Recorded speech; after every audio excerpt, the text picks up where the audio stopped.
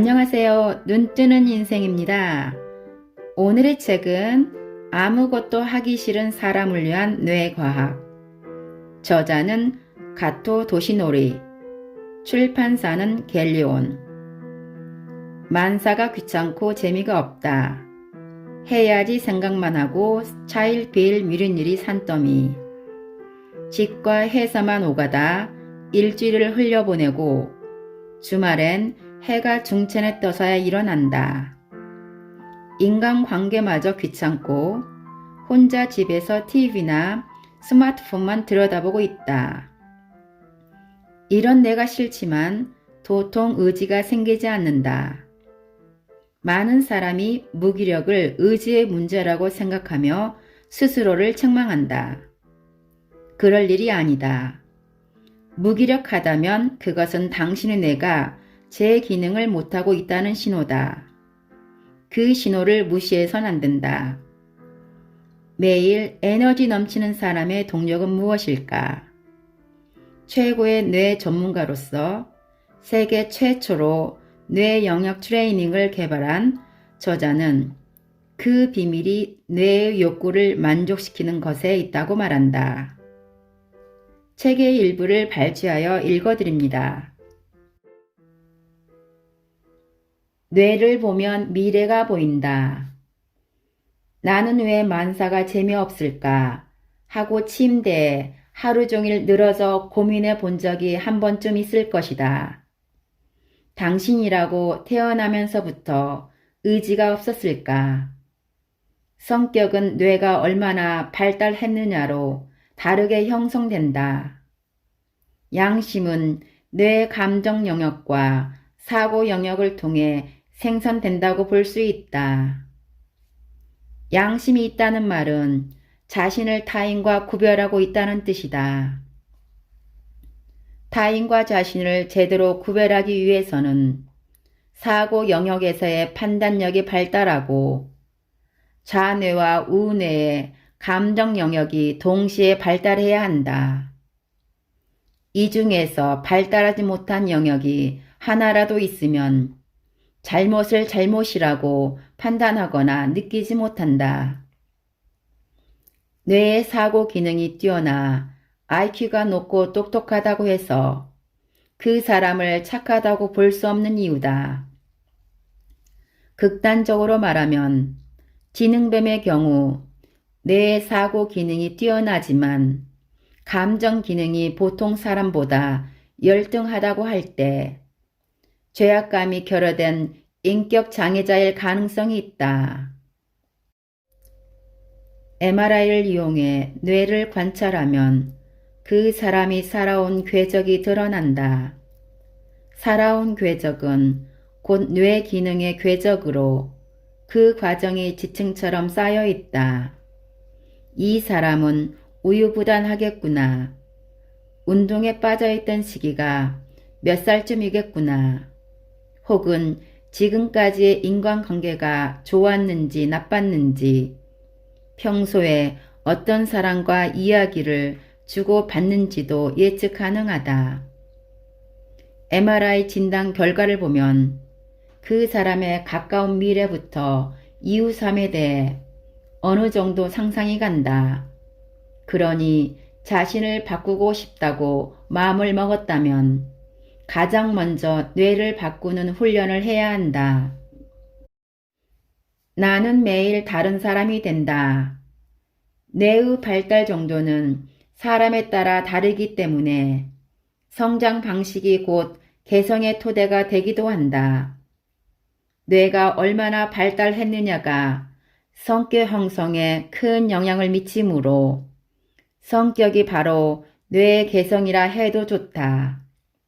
때로 어떤 게 나의 진짜 모습일까? 꾸밈 없이 살고 싶다 라고 심각하게 고민하는 사람이 있는데 무의미한 고민이다. 현재의 뇌 상태가 언제까지고 이어지지 않고 뇌는 새로운 경험을 받아들이면 저절로 바뀐다. 가령 직장에서 언제까지 남의 험담만 하던 사람이 동료 평가에서 높은 점수를 받는 순간 주위에 고마움을 느낀다. 이런 경우 어제와 오늘 중 어느 쪽이 그 사람의 진짜 모습인지 판단할 수 있을까?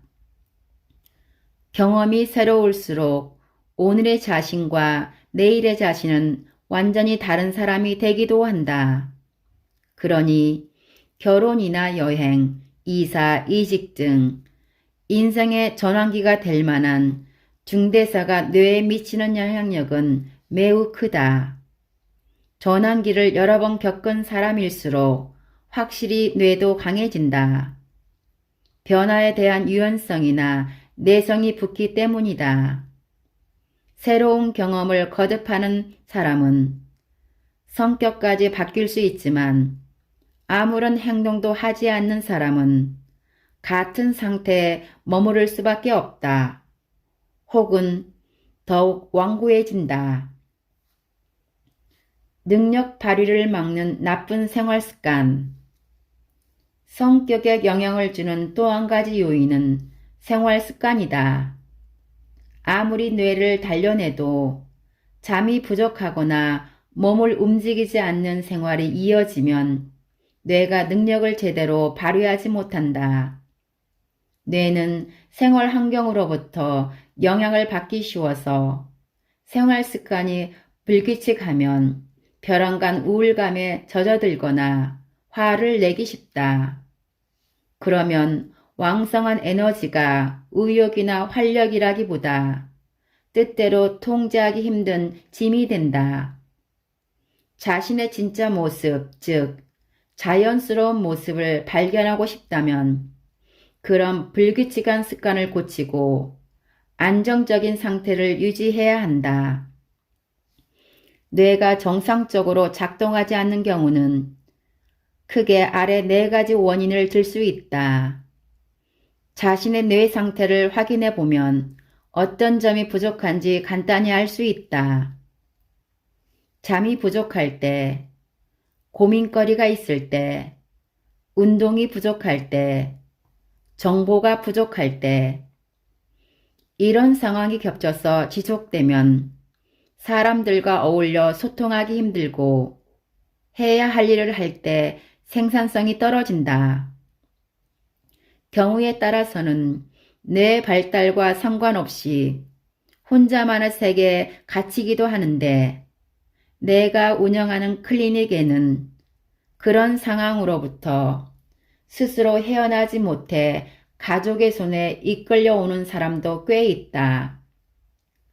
4, 5개월 정도 치료를 거치면 내가 보고 싶었던 당신의 모습을 찾으셨군요 라는 말이 나오는 사람으로 바뀐다. 에너지 생성의 원천은 성격이 아니라 뇌의 상태임을 기억하자. 각성 레벨을 높이는데 4가지가 있다. 두뇌 활동이 활발한 사람은 각성 레벨을 높은 상태로 오래 유지하는 경우가 많다. 뇌가 발달했어도 각성 레벨이 낮으면 활동성은 떨어진다. 생활 습관에 따라 각성 레벨은 날마다 영향을 받기 때문에 뇌의 발달 정도에 상관없이 항상 신경을 써야 한다. 각성 레벨을 높게 유지하는 대표적인 방법은 다음 4가지다. 첫째, 충분한 수면. 둘째, 이른 아침에 걷기. 졸음으로부터 몸을 깨어나게 해 뇌 각성 레벨이 올라간다. 단, 수면 시간이 부족한 상태에는 걷기 효과가 충분히 나타나지 못하므로 올바른 수면 습관이 반드시 뒷받침되어야 한다. 셋째, 좋아하는 일 하기. 싫어하는 일보다 좋아하는 일을 할 때 뇌가 활발해지므로 저절로 뇌 각성 레벨이 높아진다. 넷째, 다음 일정을 생각하면서 현재 일 진행하기. 다음 일정이 있으면 뇌가 그 목표를 향해 준비 단계로 돌입한다. 어떤 일을 할 때 행동하기 전에 미리 준비 태세를 갖추면 뇌를 각성시키는 효과가 있다. 중요한 일정을 앞둔 전날 밤에 마신 술이 빨리 깨는 이유는 이 때문이다. 앞에서 뇌가 정상적으로 작동하지 않는 사람의 주요 문제점으로 수면 부족, 많은 고민거리, 운동 부족, 정보 부족의 4가지를 들었는데 이 중에서 가장 빨리 보완할 수 있는 행동이 수면이다. 하루 최소 7시간은 자야 한다. 성인이라면 나이와 신체 능력과 관계없이 모두 하루에 7시간에서 9시간은 자야 한다. 이보다 적거나 많으면 몸에 안 좋은 영향을 미친다. 이틀 전 7시간 정도 잔 덕에 어제는 컨디션이 좋았는데 간밤에 6시간밖에 못 잤다면 줄어든 수면 시간만큼 뇌 각성 레벨이 떨어진다. 본인은 깨닫지 못해도 1시간 차이는 상당히 크다. 아침까지 술자를 갖고 잠을 거의 못 자고 출근하는 사람이 있는데 겉으로는 멀쩡해 보여도 분명히 속은 썩어 있다. 잠이 부족할 뿐더러 밤늦게까지 술을 마셨다면 뇌 활동이 원활하지 않은 상태이므로 정상적인 생활이 어렵다. 실제로 수면 시간이 6시간인 팀과 7시간인 팀으로 나누어 실시한 실험이 있다. 수면 시간이 부족하면 알츠하이머형 치매를 유발하는 아밀로이드 베타라는 단백질이 뇌 속에 비정상적으로 쌓인다. 아밀로이드 베타 물질이 늘어나면 뇌의 기억 영역의 중추인 해마라는 단기 기억 저장소 주변에 타우 단백질이라는 물질이 들어붙어 기억력을 저하시킨다. 해마가 손상을 입으면 보고 듣는 경험이 기억으로 제대로 저장되지 않고 뇌의 사고 영역이나 감정 영역과의 연동이 어려워진다. 그래서 치매의 대표적인 증상이 생각하는 능력이 떨어지고 감정이 둔해지는 것이다. 수면 시간이 7시간인 사람과 6시간인 사람을 비교하면 후자가 아밀로이드 베타의 침착량이 압도적으로 많다. 아밀로이드 베타라는 이름이 낯설게 느껴진다면 뇌에 쌓이는 노폐물, 즉 일종의 변으로 생각하면 이해하기 쉬울 것이다. 우리는 자는 동안 뇌 속 림프관을 타고 흐르는 수액을 통해 변을 배출한다. 수면 시간이 짧으면 배출할 시간이 모자라 뇌에 방치되어 쌓이는 것이다.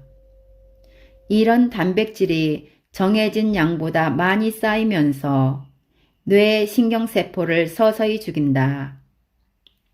이 과정이 오래 기간 지속되면 어느 시점부터 하루가 다르게 맹렬한 속도로 치매를 악화시킨다. 운 좋게 치매에 걸리지 않는다고 해도 인지 기능이 현저히 떨어진다. 나는 적게 자도 에너지 넘치는데? 젊을 때는 한창 일에 몰두하거나 놀기 바빠 7시간이나 잘 여유가 없고 자는 시간이 아까울지도 모른다. 하지만 길게 보면 충분한 수면을 취해야 인지 능력이 높아진다.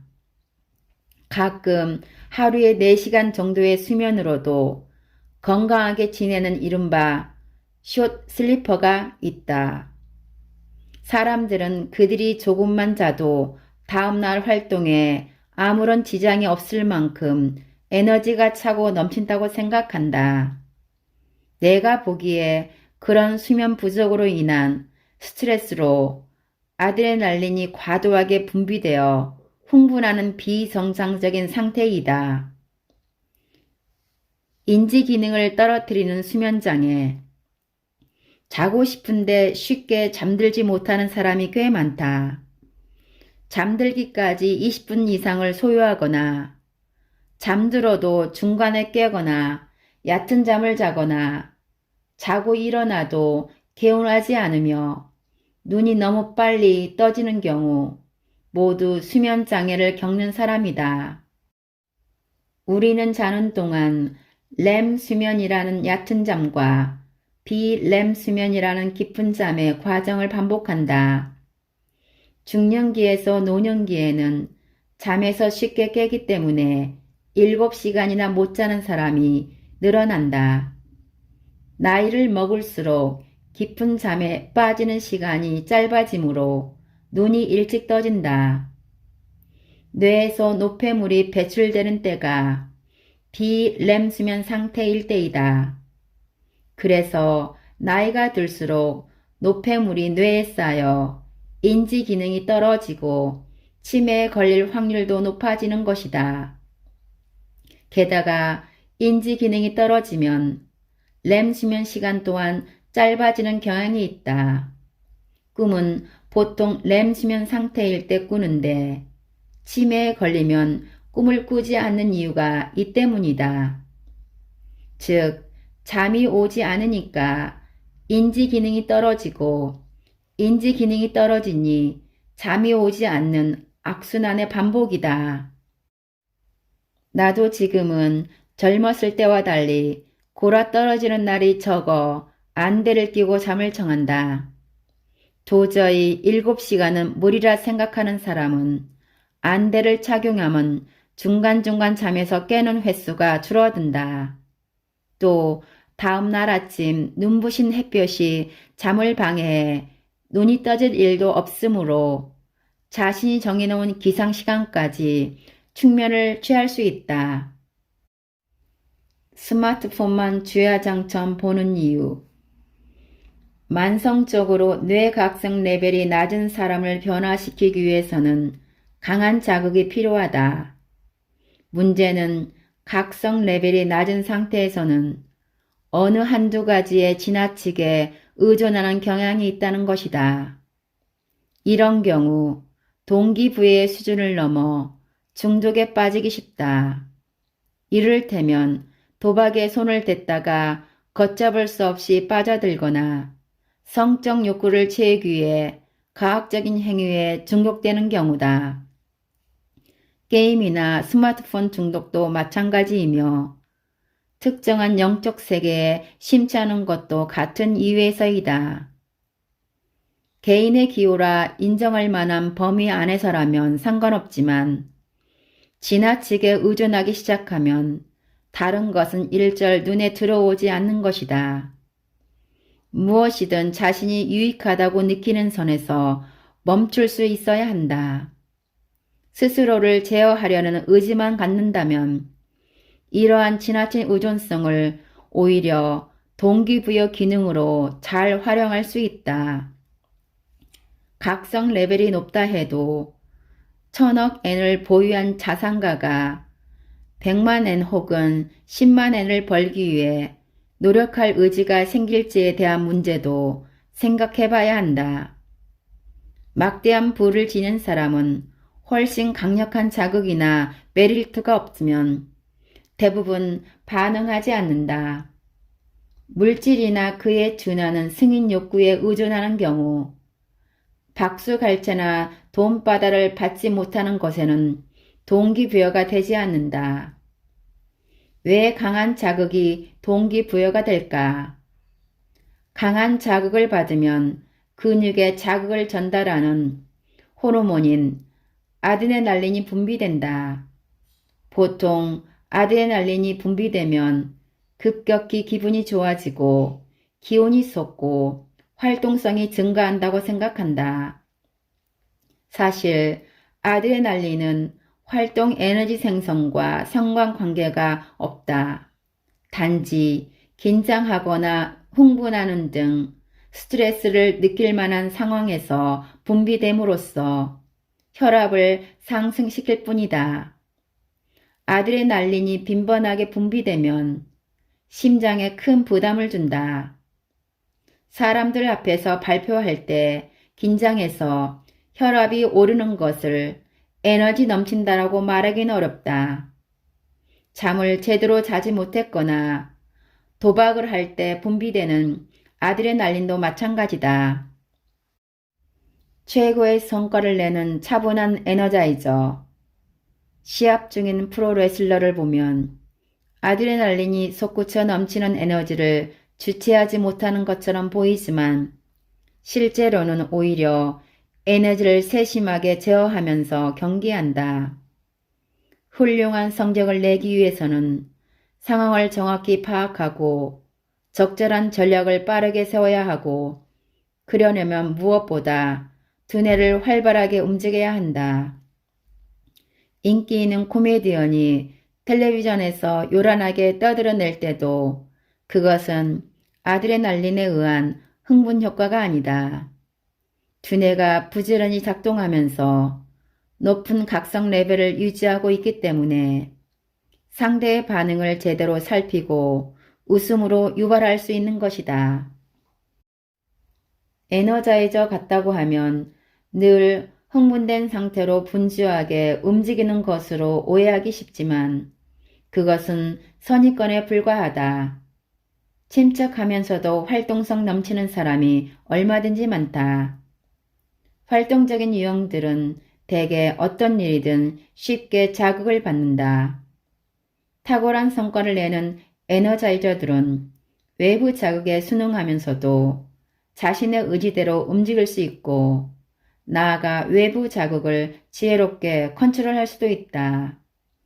각성 레벨이 높아서 인풋과 아웃풋 작용이 멈추지 않고 빠르게 순환하기 때문이다. 스스로 꾸준히 동기부여하기 위해서는 단기적인 만족을 추구하면서도 장기적인 목표를 세워놓아야 한다. 달성해야 할 목표가 있으면 무기력한 사람도 꾸준히 행동하고 의욕을 유지할 수 있다. 뇌는 주어진 프로그램을 실행하기 위해 작동하는 기관이다. 한 번으로 끝내라고 명령하면 일회성으로 작동하고 멈추지 말라고 명령하면 계속한다. 꾸준히 지속하지 않으면 재미나 의미가 제대로 나타나지 않는 일도 많다. 오랫동안 지속할 자신이 없다면 처음에는 3, 4일 만에 끝낼 수 있는 일부터 시작해보자. 이에 익숙해졌다면 1년 혹은 10년으로 기한을 늘려가 보자. 이 일은 10년은 걸리겠다라고 뇌에서 기억하면 순간순간의 일시적인 만족이나 실망에 빠져 있지 않고 먼 훗날 목표를 달성할 때까지 꾸준히 나아갈 힘을 갖게 된다. 표적 설정이 행동을 촉구한다. 표적을 명확하게 설정하는 일은 매우 중요하다. 뇌는 상황에 적응할 수 있도록만 설계되어 있기 때문이다. 예를 들어 마음에 드는 이성을 두고 아직 거절당한 게 아니니 도전해보자 라고 생각하는 사람과 가능성이 100%가 아니라면 일찌감치 포기하자 라는 사람의 뇌는 다르게 작동한다. 한 걸음씩이라도 나아가려고 도전하는 사람에게는 다음 단계가 분명하게 보인다. 그래서 가능성이 조금만 있어도 뇌가 뛰어들려고 시도한다. 반면 확실하지 않으면 접근조차 못하는 사람은 뇌가 움직일 필요가 없다. 넓은 반경 안에서만 안정적으로 움직이려 하므로 시도할 기회 자체를 거어가지 못한다. 그러니 처음에 시작하는 동기가 열등감이건 무엇이건 간에 공략해야 할 타겟이 정해져 있으면 누구나 에너지를 가득 채울 수 있다. 실제로 패배 회로를 발판으로 일어설 수 있는 사람들은 대부분 입으로는 부정적인 말을 해도 마음속까지 부정적이지는 않다.